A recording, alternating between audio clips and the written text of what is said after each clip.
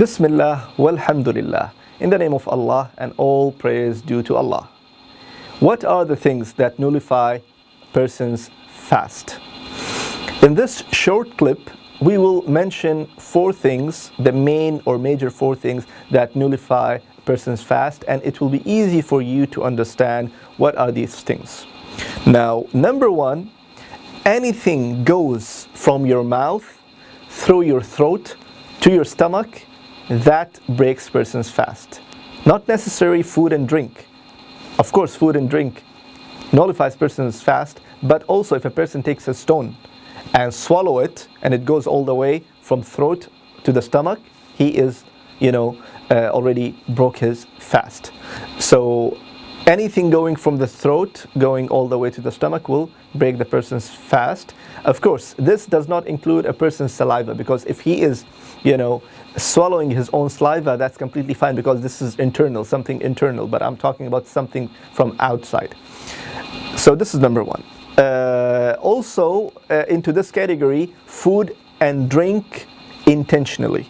So a person, he is drinking or eating, and he knows that, this is the fasting time, or I'm fasting, but he is eating and drinking. By that, he is breaking his fast or nullifying his fast. So, category number one, eating and drinking or putting anything from in his mouth, going all the way to the stomach with intention, this will break person's fast. Number two, also that whatever gives you energy and whatever give you something which is equivalent to the food, the first category, like a drip, a person putting a drip in his hand, or putting a glucose, or a kind of injection, or anything like that, that gives a body strength. So by that, a person's fasting is invalid, and he should do his fast later on after Ramadan. So this is category number two. Category number one, eating, drinking with an intention. Second, having anything that gives you the same result of the category number one, which is having the glucose or drip or anything like that.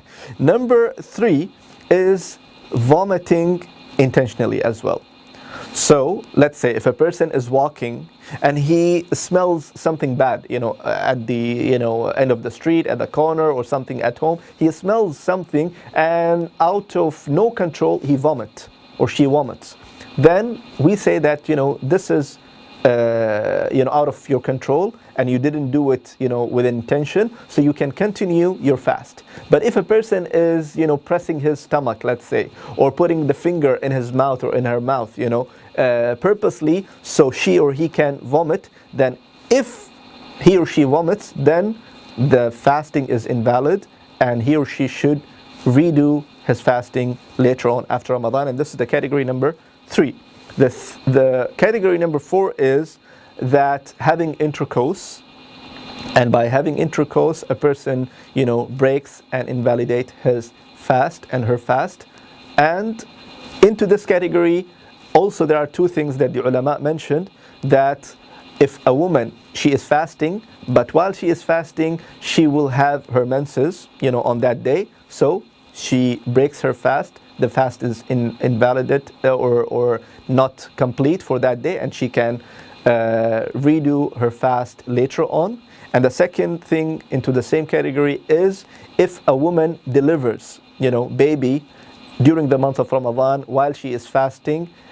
On that day, she of course cannot fast. She breaks her fast, and the period after it, which is almost goes for 30 to 40 days, which is the time of having the blood, so discharging the blood. So during that time she cannot fast, and the time she delivered, that also day is not count for her for fasting. She should redo her fasting after Ramadan. I ask Allah Almighty to bless us. I ask Allah Almighty to accept our fast and deeds in Ramadan. Wa sallallahu sallam ala nabiyyina Muhammad. Assalamu alaikum wa rahmatullah.